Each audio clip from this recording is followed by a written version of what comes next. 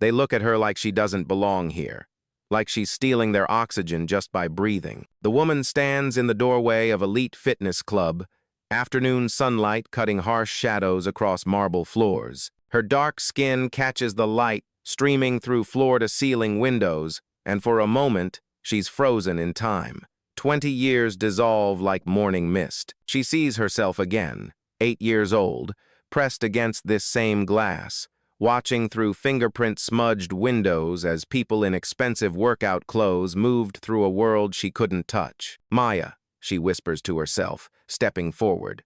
The name feels different now. Not Maya Johnson, CEO of FitNation Industries. Not the woman who built a $50 million empire from nothing. Just Maya, the girl who used to walk past this place every day, dreaming. The reception desk gleams under recessed lighting. Everything here screams money. The imported Italian marble, the custom steel fixtures, the subtle scent of eucalyptus floating through purified air. Maya adjusts her simple black athletic wear and approaches the counter. She chose these clothes deliberately. No logos, no jewelry, nothing that screams success. Behind the mahogany desk sits Brad, 25 and sculpted like a Greek statue. His platinum hair catches the light as he looks up from his computer screen. His eyes sweep over Maya once, twice, then settle somewhere just past her left shoulder. "Can I help you?" The words carry the warmth of winter concrete. "I'd like to inquire about membership," Maya says. Her voice is steady, professional, the same voice that closed deals worth millions just last week. Brad's fingers pause over his keyboard. "Do you have an appointment? I didn't realize I needed one for basic information." "Well, you don't. It's just." He glances toward the workout floor where a group of women in designer activewear stretch on premium mats. "Our membership process is quite extensive. Thorough background checks, financial verification, references from current members." Maya follows his gaze. She recognizes the type, old money wives killing time between charity lunches and spa appointments. Women who've never worked a day in their lives but somehow believe they've earned their place here through birthright alone. "I can provide whatever documentation you need," Maya says. Brad finally meets her eyes. Something cold flickers there. "Are you familiar with our fee structure? The initiation fee alone is $15,000. Monthly dues are $1,200, plus the entrance assessment." "Assessment?" "Physical and lifestyle evaluation. $500, non-refundable. Just to determine if you're a good fit for our community." The word community drops like a stone into still water. Maya feels the ripples of its meaning spread through the space between them. She's heard this language before.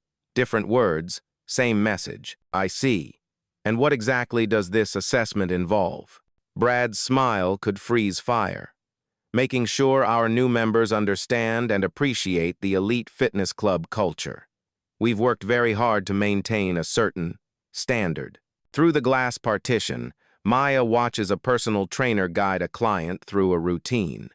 The trainer is young, enthusiastic, completely absorbed in helping someone achieve their goals. This is what fitness should be about, what her company stands for, what she dreamed of as a child pressed against these very windows. Standards, Maya repeats, such as commitment to excellence, respect for tradition, understanding that some things are earned, not simply purchased.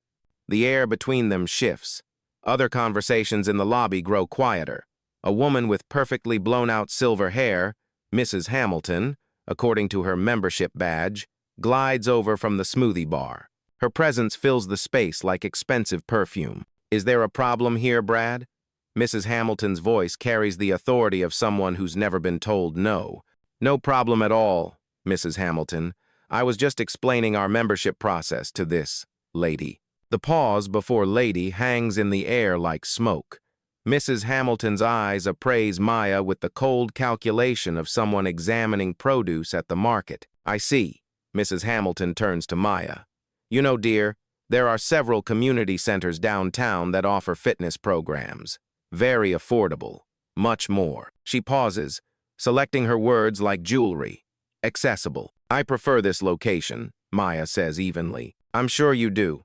Mrs. Hamilton's laugh tinkles like breaking crystal. But preferences and realities are often different things, aren't they? Elite Fitness Club has maintained its reputation for over 30 years precisely because we understand the importance of compatibility. More members drift closer. Maya feels their attention like spotlights, hot and unwelcome. Conversations halt mid-sentence. The gentle hum of cardio machines seems louder in the sudden quiet. Perhaps, Mrs. Hamilton continues, you might consider whether you'd truly be comfortable here. Our members tend to have certain expectations, certain ways of doing things. It can be quite intimidating for someone from a different background. The words slice clean. Maya's hands remain steady at her sides, but something fundamental shifts behind her eyes. She recognizes this dance. The careful choreography of exclusion dressed up as concern. The gentle violence of suggestion masquerading as advice. What exactly are you trying to say? Maya's voice drops to barely above a whisper. Brad leans forward, emboldened by Mrs. Hamilton's presence. Look, lady, no offense, but this place isn't for everyone. We have a certain clientele here, people who understand quality, who appreciate tradition. Maybe you should try somewhere more suited to your situation. My situation? You know what I mean. Brad's pretense of politeness evaporates. This is Elite Fitness Club. Elite, the kind of place where people like you don't really fit. The words land like physical blows. Maya feels the familiar burn of humiliation rising in her chest, the same fire she felt as a child, as a teenager, as a young woman clawing her way up from nothing. But underneath the hurt, something else stirs, something colder and infinitely more dangerous. People like me, Maya repeats. Yeah, people who probably can't even afford the monthly parking fee, let alone membership dues. This isn't some discount gym chain. We don't do payment plans or sliding scales or whatever it is you're looking for. Mrs. Hamilton nods approvingly. Brad's absolutely right. Elite Fitness Club is for a very specific type of person. Successful people, established people, people who've earned their place in society through hard work and good breeding. Good breeding, Maya says. The words taste like ash. Exactly. There's nothing wrong with knowing your place in the world, dear. There are plenty of wonderful facilities that would be much more appropriate for someone in your position. Maya looks around the lobby. At least a dozen members have gathered now, drawn by the spectacle like moths to flame. Their faces show a mixture of curiosity and satisfaction, the particular pleasure that comes from watching boundaries being reinforced, hierarchies maintained. She reaches into her workout bag and pulls out her phone. Her fingers move with deliberate precision as she scrolls through her contacts. The screen reflects the overhead lights as she finds the number she needs. "What are you doing?" Brad asks, suspicion creeping into his voice. Maya presses call and waits. One ring, two, then a familiar voice answers. David Martinez. David, it's Maya. I'm standing in the lobby of Elite Fitness Club. I need you down here. Now. She ends the call and slips the phone back into her bag. The silence that follows feels pregnant with possibility. Who was that? Mrs. Hamilton demands. Maya looks at her watch.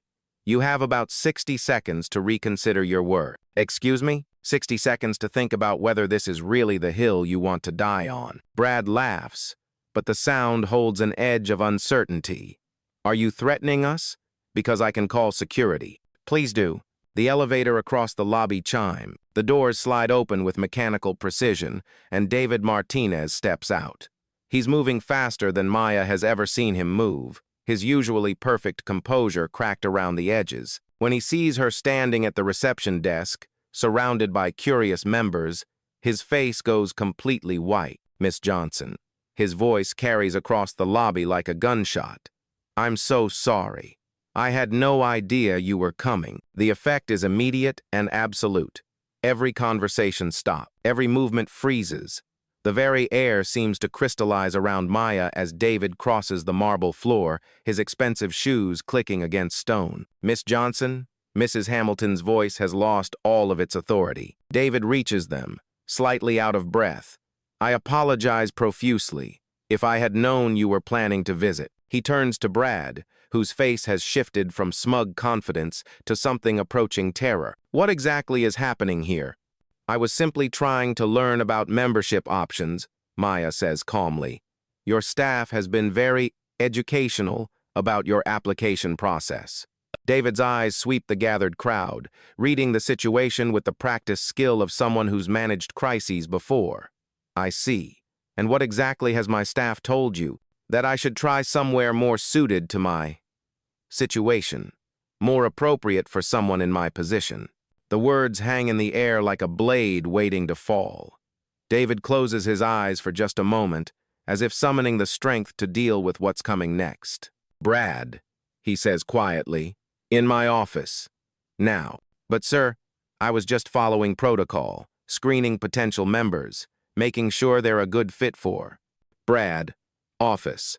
Now." "Sir, you don't understand. This woman was trying to get membership without proper documentation, without references, without even proving she could afford." "Brad." David's voice cuts through the lobby like a whip crack. "Do you know who this is?" Brad looks from David to Maya and back again. His mouth opens and closes like a fish pulled from water. "This," David says, his voice deadly quiet, "is Maya Johnson, CEO of FitNation Industries. As of 3 days ago, she is the new owner of Elite Fitness Club. Every square inch of this building, every piece of equipment, every contract, everything." The silence that follows is so complete that Maya can hear her own heartbeat. Mrs. Hamilton's expensive handbag slips from her fingers and hits the marble floor with a sound like breaking bones. "Owner," Brad whispers. $52 million, David continues relentlessly. "Cash purchase. Closed on Tuesday. Miss Johnson now owns this facility, the 2 locations in Beverly Hills, and the flagship club in Manhattan. Effectively, Brad, she owns your job, or owned it, until about 30 seconds ago." Maya watches Brad's face cycle through disbelief, horror, and finally, desperate calculation. She's seen this look before, the moment when someone realizes their actions have consequences they never considered. "Miss Johnson, I didn't know. You weren't supposed to be here. I mean, you weren't on the schedule. No one told me. No one told you to treat potential members with basic human dignity?"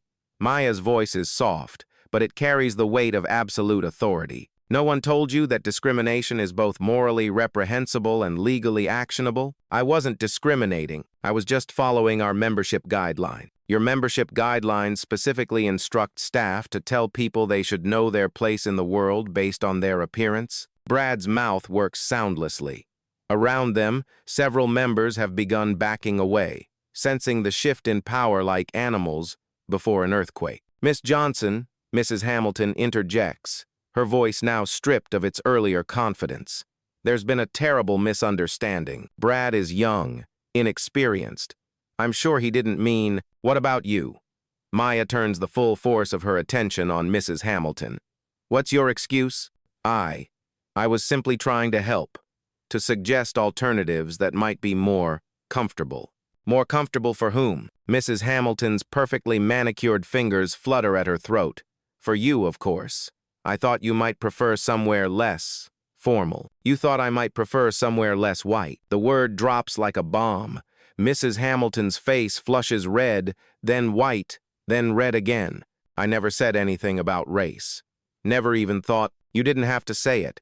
Good breeding, knowing your place, appropriate for someone in my position. Your meaning was crystal clear." Maya turns to address the gathered crowd, her voice carrying to every corner of the lobby. "I want everyone here to understand something. I didn't buy this club for revenge. I didn't buy it to prove a point. I bought it because 20 years ago, I was 8 years old, standing outside these windows, dreaming of a place where everyone could pursue fitness without judgment, where success was measured by effort, not by the color of your skin or the size of your bank account." She pauses, letting her words sink in. "But what I found here today shows me how far we still have to go." David clears his throat nervously. "Miss Johnson, what would you like me to do about this situation?" Maya looks at Brad, who stands frozen behind the reception desk like a deer in headlights. Brad's employment is terminated. effective immediately. Security will escort him out after he clears his locker. Miss Johnson, please, Brad stammers. I have student loans, rent. I need this job. You should have thought about that before you decided that someone's worth as a human being could be determined by their appearance. She turns to Mrs. Hamilton. As for your membership, Mrs. Hamilton, it's revoked. No refund on your annual dues. You'll receive written notice by the end of the week. You can't do that? I've been a member here for 15 years. My husband will hear about this. I'm sure he will. David, please call security to escort Mrs. Hamilton from the premises. This is outrageous. Discriminatory. I'll sue. Maya's smile is winter ice. Please do. I look forward to explaining to a judge exactly what you said to me today, in front of witnesses, with security camera footage for evidence. Mrs. Hamilton's face goes through another color change. Around them, other members begin edging toward the exits, suddenly remembering urgent appointments elsewhere. David, Maya continues, effective immediately. Elite Fitness Club is closed for comprehensive review and retraining. All staff will be required to complete anti-discrimination training before returning to work. Any employee who refuses will be terminated. How long will we be closed? As long as it takes. I'd rather lose a month of revenue than continue operating a business that makes people feel unwelcome based on their appearance. David nods, pulling out his phone to start making calls. Around them, the remaining members disperse like smoke, conversations resuming in hushed, urgent tones. Maya stands in the center of the lobby, surrounded by the wreckage of assumptions and entitlements. The afternoon light still streams through the windows, but something fundamental has shifted. The space feels different now, cleaner somehow. Brad appears at the reception desk with a cardboard box containing his personal items. His face is blotchy and red, tears threatening at the corners of his eyes. Miss Johnson, I know what I said was wrong. I know I screwed up. But please, I'm begging you. I can change. I can learn. Just give me another chance. Maya looks at him for a long moment. Brad, do you know what the real tragedy is here? He shakes his head. You had the opportunity to be someone's first positive experience with this place. You could have been the person who made them feel welcome, valued, excited about their fitness journey. Instead, you chose to be the person who made them feel small. That's not a training issue. That's a character issue. I can work on my character. You can work on your character somewhere else. Security arrives. 2 men in crisp uniforms who handle the situation with professional discretion. Brad leaves quietly, his cardboard box clutched against his chest like armor. Misses. Hamilton makes one final attempt at dignity, gathering her purse and striding toward the exit with her chin raised. But Maya sees the way her hands shake, the way her perfect composure cracks around the edges. When the lobby finally empties, Maya and David stand alone among the marble and steel and broken expectation, quietly. The cost of rebuilding everything from the ground up weighs heavily in the space between them. Maya walks to the floor-to-ceiling windows and places her palm against the glass. The same glass she pressed her face against 2 decades ago. The same barrier that once seemed insurmountable. What's the plan moving forward? David asks, his voice carefully neutral. She turns from the window, decision crystallizing in her mind. We're going to tear down every policy that allows discrimination to hide behind the word standards. We're going to retrain every employee to understand that fitness is a human right, not a privilege. And we're going to make sure that any child who stands outside these windows sees possibility, not exclusion. David nods, already mentally calculating the logistics. The other members won't all be happy about the changes. Then they'll find other places to work out. Maya's voice carries the finality of steel. I'd rather have a half-empty gym filled with decent people than a packed facility built on prejudice. A week later, Maya sits in the newly renovated lobby. The marble remains, but the atmosphere has transformed completely. Where once hung photos of Elite's founding members, all wealthy, all white, all male, now displays images from the community. Local high school athletes, senior citizens in water aerobics classes, a young mother teaching her daughter to use the rowing machine. The morning rush brings a different energy. Carlos, the new front desk manager, greets each member by name. His smile reaches his eyes as he helps an elderly gentleman navigate the new member app. Behind him, the staff moves with purpose, their training evident in every interaction. Maya watches from her office as a teenage girl approaches the counter. The girl's clothes are clearly second-hand, her sneakers held together with athletic tape. But Carlos doesn't see any of that. He sees potential. First time visiting? Carlos asks warmly. The girl nods, nervous energy radiating from her slight frame. I heard about your youth scholarship program. On the news. Absolutely. Let me get you set up with our youth coordinator. She'll show you around, help you design a program that fits your goals. Maya's chest tightens as she watches the interaction unfold. The girl's face transforms as Carlos treats her not like a charity case, but like a valued future member. This is what she dreamed of creating. This is what made every dollar of the $52 million worth it. Her phone buzzes. A text from David. Membership diversity up 180% in the first week. Revenue down 15%, but trending upward. Some complaints from former members, but 3 times as many compliments. The community center partnership is working. Maya sets the phone aside and returns her attention to the lobby. A group of women in hijabs laughs together as they head to the women's changing area. An older man with a prosthetic leg chats with a personal trainer about adaptive equipment. The teenage girl emerges from her tour, beaming, a temporary guest pass clipped to her shirt. This is what revolution looks like, Maya thinks. Not dramatic confrontations or righteous speeches, but small daily acts of inclusion. Doors opening instead of closing, possibilities expanding instead of contracting. The afternoon light slants through the windows at the same angle it did a week ago, but everything else has changed. The space breathes differently now.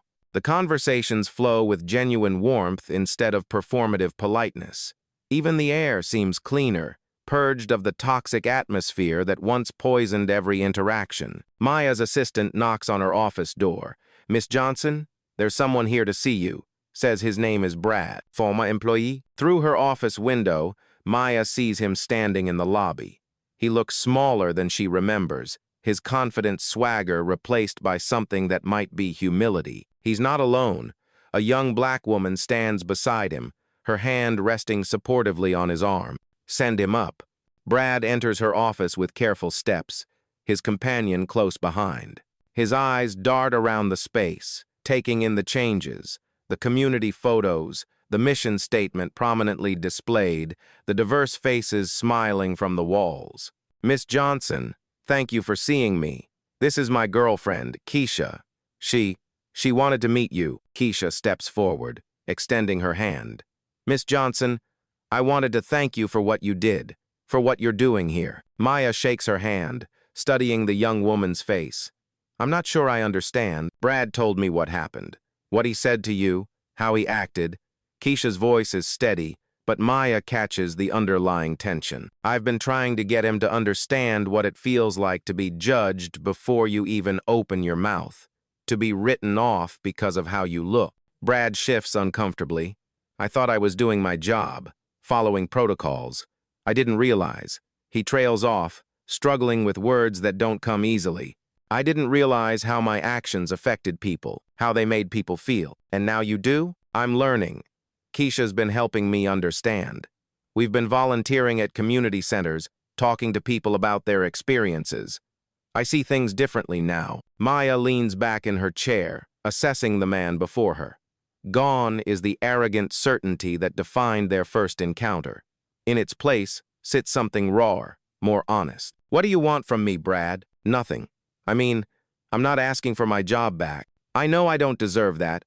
I just wanted to apologize. Really apologize. Not because I got fired, but because I was wrong. Because I hurt you and probably dozens of other people over the years without even realizing it. Keisha squeezes his hand. He's been working with a diversity trainer, reading books, attending workshops, trying to understand his privilege and how to use it better. Maya nods slowly. That's good. But understanding privilege intellectually is different from feeling the weight of discrimination personally. I know, Brad says. I'll probably never fully understand what it feels like to walk into a room and have people assume you don't belong. but I'm committed to making sure I never make anyone feel that way again. They talk for another 20 minutes. Brad shares what he's learned, the uncomfortable truths he's had to confront about himself, and the systems he participated in without question. Keisha describes her own experiences with discrimination, the subtle and not-so-subtle ways she's been made to feel unwelcome in spaces that should have been neutral. As they prepare to leave, Brad pauses at the door. "Miss Johnson, I know this doesn't change anything, but I'm glad you bought this place.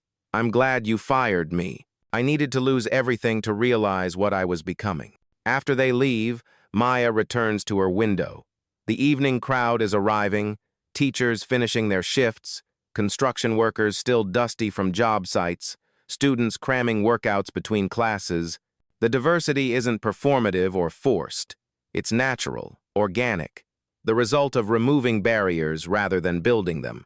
Her reflection stares back from the glass, superimposed over the bustling activity below. For a moment, she sees herself as she was, the 8-year-old girl with her face pressed against this same window, dreaming of a world that seemed impossibly far away. That girl could never have imagined this moment, could never have conceived that she would one day own not just this building, but the power to transform it completely, could never have believed that her childhood hurt would become the foundation for systemic change. Maya's phone buzzes again. This time it's a news alert. Elite Fitness Club's transformation inspires industry-wide changes. The article details how other gym chains are reviewing their membership policies, implementing diversity training, and creating scholarship programs for underserved communities. Change ripples outward like stones thrown into still water. What started as one woman's humiliation in a marble lobby has become a movement, inspiring businesses across the country to examine their own practices and assumptions. The security guard makes his evening rounds, nodding respectfully as he passes Maya's office.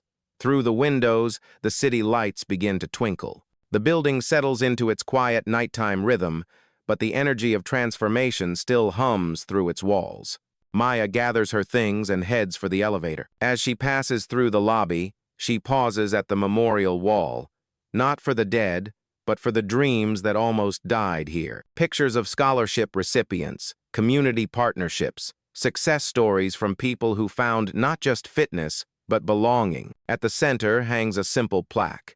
"Everyone deserves to dream here." The words reflect back at her as she pushes through the glass doors into the evening air. Behind her, Elite Fitness Club stands transformed, no longer a fortress of exclusion, but a beacon of possibility. Sometimes the person you underestimate becomes the one who changes everything.